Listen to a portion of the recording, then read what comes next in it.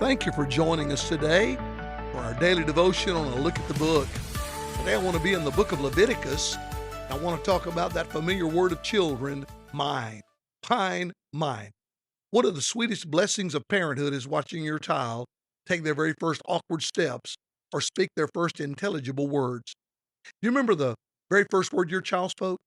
My youngest granddaughter, Kai, has a language all of her own.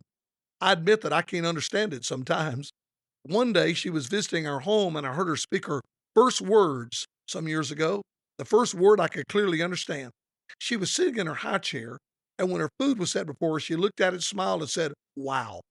I burst out laughing, and I'll never forget that precious memory and that precious moment. It is exciting to listen to our children and grandchildren as they learn new words and their vocabulary grows. I confess that I can't exactly remember the very first words that my own children uttered, but I can assure you of one thing.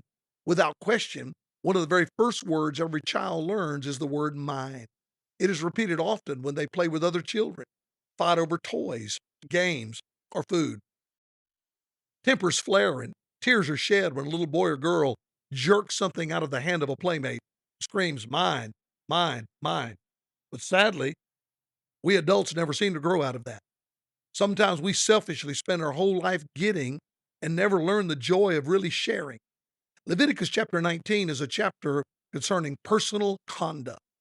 And Leviticus 19, verses 9 and 10, is a great exhortation about giving and sharing.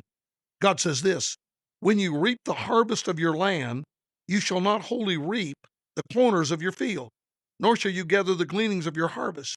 And you shall not glean your vineyard, nor shall you gather every grape of your vineyard. You shall leave them for the poor and the stranger. I have spoken. I am the Lord your God." Oh, what a lesson.